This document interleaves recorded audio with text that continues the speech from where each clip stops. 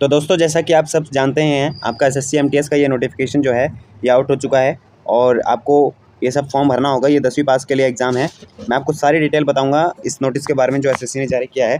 तो दोस्तों बात यह है कि आपका फॉर्म शुरू हो गए 21 तारीख से और आपकी लास्ट डेट है 3 जुलाई। तो आपको 3 जुलाई से पहले पहले फॉर्म भर देना है और आप पेमेंट कर सकते हैं 1 अगस्त से पहले पहले। ठीक है दोस्तों।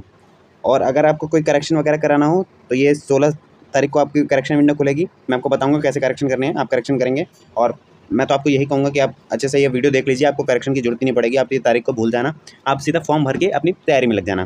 ठीक है। और एग्ज़ाम आपका होगा अक्टूबर नवंबर में, मोस्ट प्रोबेबली आपका 15 अक्टूबर शायद ऐसे कुछ एग्ज़ाम होगा, क्योंकि हमेशा लगभग ऐसे ही होता है।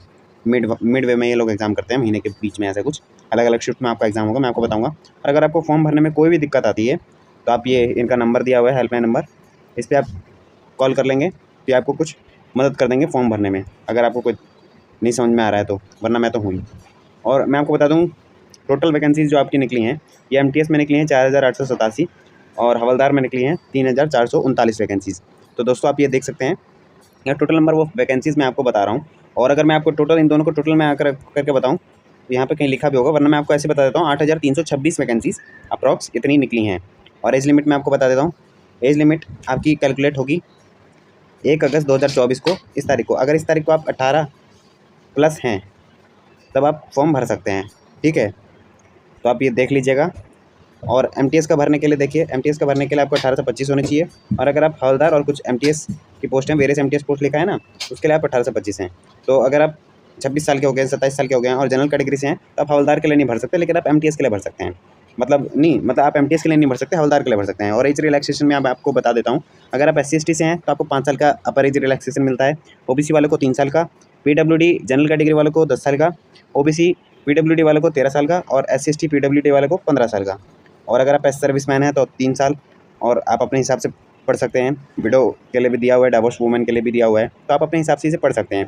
डेट ऑफ बर्थ आपकी जो आपका 10वीं का सर्टिफिकेट है उसमें जो है वही आपकी डेट ऑफ बर्थ होनी चाहिए और कुछ नहीं होना चाहिए। और आपका सब कुछ जो भी डॉक्यूमेंट है वो सब सही होना चाहिए, क्योंकि डीवी में फिर आपको तकलीफ हो सकती है। अगर आपको कुछ भी दिक्कत हुई तो आपको तब तकलीफ हो जाएगी। और ईडब्ल्यूएस वालों को मैं बता दूं कि आपका जो है 24-25 के लिए वैलिड होना चाहिए। मैंने नोटिफिकेशन में पढ़ के बताया कहीं, आपका 24-25 के लिए वैलिड होना चाहिए और आपका 1 अप्रैल के बाद का बना होना चाहिए। Crucial date for SC/ST OBC EWD PWD और EWS ये बेनिफिट के लिए, फी कंसेशन के लिए। Closing date for the recipient is मतलब आपका 31/7 ये आपकी क्रुशियल डेट दी हुई है। The person he possesses the financial year. देखिए 24-25 का आपका बना होना चाहिए। अगर आप EWS लेना चाहते हैं 24-25 का आपका बना होना चाहिए। इनकम सर्टिफिकेट आपका 23-24 के बेसिस पे। ठीक है। तो आप जहाँ से बनवाने वाले हैं तो आप ऐसे ही बनवाइएगा ठीक तरीके से, ताकि आपका कोई प्रॉब्लम ना हो डीवी में। वरना बहुत से बच्चे जो होते हैं जो पढ़ के जाते हैं, एग्जाम क्लियर हो जाता है, लेकिन डीवी में दिक्कत हो जाती है। एजुकेशनल क्वालिफिकेशन 10वीं पास है, आप 10वीं पास होनी चाहिए किसी भी रिकॉग्नाइज्ड बोर्ड से भारत सरकार द्वारा। 1 अगस्त 2024 तक आपकी मार्कशीट आ जाना चाहिए हाथ में। अगर आप 1 अगस्त 2024 तक आपकी मार्कशीट आपके हाथ में है या फिर आपका रिजल्ट अवेलेबल हो गया ऑनलाइन, बोर्ड ने डिक्लेयर कर दिया, तब आप भर सकते हैं इसे। ठीक है। और आपको अप्लाई कैसे करना है, आपको ssc.gov.in पे वेबसाइट पे जाना है। अगर आपने OTR नहीं किया, अगर आपने जो नई वेबसाइट खोली है ना ssc.gov.in, इस वेबसाइट पे आप जाएंगे, OTR करेंगे पहले। अगर आपने OTR कर दिया है मतलब 1 टाइम रजिस्ट्रेशन तो ठीक बात है, नहीं किया है तो आपको OTR करना पड़ेगा। OTR कर लेंगे, उसके बाद आप फॉर्म भरने के लिए एलिजिबल हो जाएंगे। आपको वहाँ पे अप्लाई का ऑप्शन दिखेगा, आप उससे दबा के आप अपना फॉर्म भर सकते हैं। ठीक है। एप्लीकेशन फ़ी की मैं बात कर लेता हूँ। एप्लीकेशन फ़ी यहाँ पे बता रखी है, आपको 100 रुपये देने हैं। और किसको देना है? सिर्फ जनरल को देना है, EWS को देना है और OBC को देना है। बाकी जितनी भी फीमेल हो गई या फिर SC/ST वाले हमारे भाई हो गए, उन सब के लिए फ्री है। ठीक है। और आप पेमेंट कर सकते हैं मास्टर कार्ड, रुपए card, debit card, UPI, Paytm वगैरह किसी से भी आप पेमेंट कर सकते हैं। ऑनलाइन ही आपको पेमेंट करनी है। ठीक है। और अगर रिफंड नहीं कर जाएगी मतलब आपकी फ़ीस आप एक बार पे कर देंगे तो फॉर्म अच्छे से भरिएगा। करेक्शन विंडो वैसे आपको दे रखी है। ठीक है। और आपके करेक्शन के कुछ चार्जेस भी हैं, जैसे पहली बार आप करेक्शन कराते हैं तो 200 रुपये और फिर 500 रुपये, मतलब ऐसे ऐसे करेक्शन के चार्जेस है। वैसे आपको इन सबसे ज़्यादा मतलब नहीं होना चाहिए, आप ढंग से भरिएगा। ठीक है। कोई गलती नहीं होनी चाहिए। आपका सेंटर से एग्ज़ाम पूरे देश भर में मिल जाएंगे, जो भी आपका आस पड़ोस में जो भी शहर है पास के, वहाँ पे आप भर सकते हैं। जैसे आपको यहाँ पे दे दिया है, बहुत सारे एग्ज़ाम सेंटर हैं। मैं एग्ज़ाम सेंटर के पास जाता हूँ, फिर आपको दिखाता हूँ। देखिए ढेर सारे अलग अलग राज्यों में मिल जाएंगे आपको एग्ज़ाम सेंटर। जैसे सेंट्रल रीजन में बहुत सारे बच्चे देख रहे होंगे मुझे, मैं उनको बताता हूँ। मुजफ्फरपुर, पटना, आगरा, झांसी, गोरखपुर, मेरठ, प्रयागराज, वाराणसी, सीतापुर, ये आपको रीजन्स मिल जाएंगे। ईस्टर्न रीजन में भी मिल जाएंगे बहुत सारे, कलकत्ता वगैरह, और भी आपके बहुत सारे रीजन्स मिल जाएंगे। तो ये आपके कुछ रीजन्स हैं। बाकी दिल्ली में भी एग्ज़ाम हो जाएगा आपका। मैं आपको दिखाता हूँ, दिल्ली भी इसी में यहीं कहीं है। ये देखिए नॉर्दर्न रीजन में आपका दिल्ली है, हल्द्वानी है, देहरादून है, रुड़की, जयपुर है। तो आप अपने हिसाब से आपके जो घर के पास सबसे पास जो राज्य है वो आपका देख लीजिएगा, वहाँ का आप प्रेफरेंस डालिएगा। 3 प्रेफरेंस आपको देनी होगी, 1 2 3।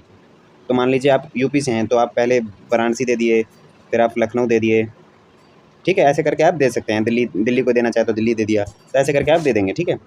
और यहाँ पे दे रखा है no request for change of centre will be considered later. तो आप ये मत सोचिएगा कि मैं कलकत्ता डाल देता हूँ, कलकत्ता पेपर होगा तो देखा जाएगा। नहीं दोस्तों, देखा नहीं जाएगा। आपको अगर कलकत्ता डाल दिया और आपका कलकत्ता ही मिल गया, जो कि मोस्ट प्रोबेबली फर्स्ट या सेकंड प्रेफरेंस मिल ही जाता है, थर्ड प्रेफरेंस जल्दी मिलता नहीं है। बाकी थर्ड भी आपको सोच समझ के ही भरना है, तो आपको वहीं पेपर देना होगा, नहीं तो आप पेपर सेंटर चेंज नहीं होगा, ये ध्यान में रखिएगा, ठीक है। और स्कीम ऑफ एग्जामिनेशन में आपको बता देता हूँ, एमटीएस के लिए तो सिर्फ एक एग्जाम कंडक्ट होगा सीबीटी मोड में, यानी कंप्यूटर पे आपको एमसीक्यू दिए रहेंगे, आपको उन्हें सॉल्व करना होगा, ठीक है। और हवलदार के लिए भी सेम एग्जाम। उसके बाद हवलदार के लिए ना एडिशनल एक फिजिकल एफिशिएंसी टेस्ट होता है, वो फिजिकल एफिशिएंसी टेस्ट आपको कंप्लीट करना है, फिर आपका हो जाएगा।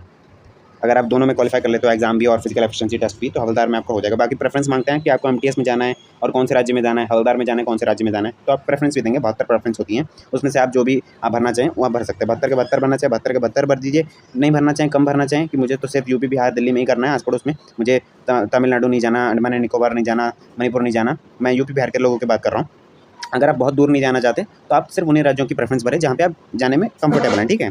और आपका एग्जाम की स्कीम में बता देता हूँ, सेशन 1 होगा, सेशन 2 होगा। सेशन 1 में नेगेटिव मार्किंग नहीं है, और सेशन 1 में जो है वो आपके 40 सवाल होंगे, 3-3 नंबर का एक सवाल, 60, ये पूरे 120 नंबर का ये सेशन 1 हो गया। और 120 नंबर का इस पेपर होगा आपका। और सेशन 2 आपका 150 नंबर का होगा। और आपकी कट ऑफ जो बनेगी वो 150 में से ही बनेगी। 150 में से जो ज़्यादा ले आएगा, अलग अलग कैटेगरी वाइज बनेगी, स्टेट वाइज भी बनती है, तो वैसे आपका होगा।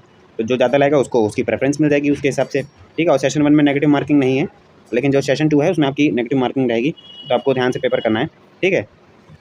आगे मैं आपको बताता हूँ, सीबीटी मोड में ही होगा आपका। और ये आपका सिलेबस दे रखा है, मैथ्स का सिलेबस है, रीजनिंग का सिलेबस है, जनरल अवेयरनेस का है, इंग्लिश का है, ये आपका सिलेबस दे रखा है। और ये आपका हवलदार में क्या फिजिकल टेस्ट होगा ये मैं आपको बताता हूँ। मेल के लिए 1600 मीटर आपको भागना है 15 मिनट में, और फीमेल के लिए 1 किलोमीटर आपको भागना है, मतलब चलना है, वॉकिंग है ये, मतलब वॉकिंग लिखा है ना यहाँ पे, भागना नहीं है। भागेंगे तो आपको शायद वो डिस्क्वालीफाई भी कर दें, तो आपको सिर्फ चलना है, वॉकिंग लिखी है तो, बाकी वो इंस्ट्रक्शन देंगे आपको जब आप जाएंगे तो आपको इससे करना है, ठीक है। और मेल के लिए चेस्ट वगैरह मैं बता देता हूँ, हाइट है 157, 5 सेंटीमीटर का रिलैक्सेशन मिल जाएगा। चेस्ट है 81 सेंटीमीटर। बाकी फीमेल के लिए वेट दिया हुआ है, फीमेल का 48 केजी वेट होना चाहिए, बाकी 2 केजी का रिलैक्सेशन मिल जाएगा। हाइट दी हुई है 152 सेंटीमीटर की, 2.5 सेंटीमीटर का आपको रिलैक्सेशन इसमें मिल जाएगा फीमेल्स के लिए, ठीक है। और ये फिजिकल टेस्ट है, ये हवलदार के लिए, ये उनको देना ही नहीं है जो एमटीएस के लिए सिर्फ भर रहे हैं, ठीक है। जो हवलदार के लिए भी देना चाहते हैं, जो हवलदार में भी इच्छुक हैं कि हमें हवलदार ही मिल जाए कोई बात नहीं, तो उनके लिए है ये। तो आप हवलदार में देना चाहते हैं तो आपका ये सब होगा। और ये डिपार्टमेंट वाइज होगा डॉक्यूमेंट वेरिफिकेशन। तो आप बाद में ये नहीं कह सकते कि मैं ओबीसी से भरा था या फिर SC/ST या फिर ईडब्ल्यूएस से भरा था और मेरे पास अब सर्टिफिकेट नहीं है तो मुझे जनरल में ले लीजिए, तो ऐसा नहीं करते हैं, क्योंकि वो ऑलरेडी किसी को जनरल वाली सीट पे जनरल वाले कैंडिडेट को ले चुके हैं ना, तो वो उसे नहीं तो हटाएंगे तो नहीं ना। तो आपको अपना डॉक्यूमेंट, इसलिए मैं कह रहा हूँ कि बढ़िया से बना के रख लीजिएगा। और ये मिनिमम क्वालिफाइंग मार्क्स हैं सेशन 1 में, यूआर को 30%, 25% और 20% अलग अलग कैटेगरीज़ को ये सब लाने हैं, ठीक है। तो 40 सवाल थे ना, मतलब 30% यानी कि 12 सवाल आपको इसमें, जो 12 सवाल हो गए सेशन 1 जो था 120 में से, मतलब 120 नंबर में से आपको 36 नंबर यूआर को लाने हैं।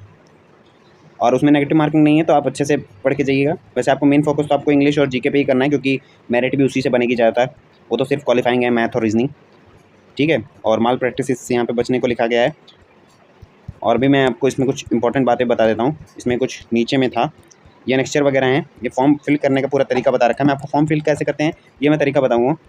बाकी इसमें हवलदार की मैं आपको टोटल वैकेंसीज़ बता देता हूँ। हवलदार की जो टोटल वैकेंसीज़ हैं यहाँ पर आप देख सकते हैं, ये देखिए हवलदार की टोटल वैकेंसीज़ मैंने आपको अभी बताई थी 3000 कुछ थी, ये डिपार्टमेंट वाइज और स्टेट वाइज दे रखी है। जैसे कि अगर कोई भरना चाहता है, हवलदार की वैकेंसी है, दिल्ली में कितनी है, दिल्ली में आप देख सकते हैं हवलदार की 5 वैकेंसी है, SC की 1 है, ST की 1 है, ये आप देख रहे होंगे ना, ये देखिए दिल्ली की 5 वैकेंसी है। ये अलग अलग कैटेगरी वाइज भी डिवाइडेड हैं, वैसे वैकेंसी हैं। ऑल इंडिया यूआर कैटेगरी में आप देख सकते हैं 1551 वैकेंसी है, आप अपनी कैटेगरी वाइज भी वैकेंसी देख सकते हैं। ये हवलदार की हो गई। बाकी ये आपको राज्य वाइज आपको भरना है प्रेफरेंस, तो यहाँ पे कोड दे रखा है आपको, वहाँ पे क्या होगा ना, बॉक्स दिया रहेगा। मैं आपको फॉर्म कैसे फिल करेंगे वो मैं आपको बताऊँगा, ये कोड आपको फिल करना है। जैसे कोई चाहता है कि मैं सबसे पहले जो है वो दिल्ली भरूँ, तो दिल्ली भरना है, दिल्ली का कोड 20 है, तो क्या करेगा, वहाँ पे बॉक्स भरे रहेंगे, पहले 20 लिख देगा एक बॉक्स में। फिर दूसरा वो चाहता है कि मैं उत्तर प्रदेश भरूँ, उत्तर प्रदेश का 25 है तो 25 भर देगा। फिर चाहेगा कि मैं अब भरना चाहता हूँ बिहार, तो बिहार में 24 भर देगा, ठीक है। तो ऐसे ऐसे वो भर देगा। अब वो सोचता है मैंने एमटीएस को तो भर दिया, ठीक है। अब मैं चाहता हूँ कि हवलदार का भरतू, हवलदार का वो चाहता है कि मुझे कोलकाता मिल जाए, तो 29 लिख देगा हवलदार कोलकाता, आप देख सकते हैं ना। तो आप अपने हिसाब से भरेंगे कि हर इंसान के लिए अलग अलग होगा, क्योंकि आप जब भी चाहेंगे तो अपने राज्य के आसपास ही देना चाहेंगे, आप चाहेंगे कि वहीं ज्वाइनिंग हो। अब कोई बिहार का आदमी है, वो तमिलनाडु नहीं जाना चाहेगा, और तमिलनाडु वाला मणिपुर नहीं जाना चाहेगा, मणिपुर वाला गुजरात नहीं जाना चाहेगा। सब चाहते हैं कि मुझे अपने राज्य में नहीं तो आस पड़ोस के राज्य में मिल जाए, ज़्यादा दूर कोई नहीं जाना चाहेगा। तो ये था पूरा वीडियो दोस्तों। डेट मैंने आपको सबकी बता दी है, सारा एलिजिबिलिटी क्राइटेरिया मैंने आपको बता दिया। आप अगर एलिजिबल हैं तो फॉर्म जरूर भरिएगा, और वीडियो अगर अच्छा लगता है तो लाइक जरूर कीजिएगा, चैनल को सब्सक्राइब भी कीजिएगा, क्योंकि ऐसे वीडियोज़ मैं आपके लिए बनाते रहता हूँ, और आपकी तैयारी में ये चैनल बहुत ही ज़्यादा सपोर्ट करने वाला है। तो चैनल को सब्सक्राइब जरूर कर लीजिएगा। जय हिंद, जय भारत। मिलते हैं नेक्स्ट वीडियो में।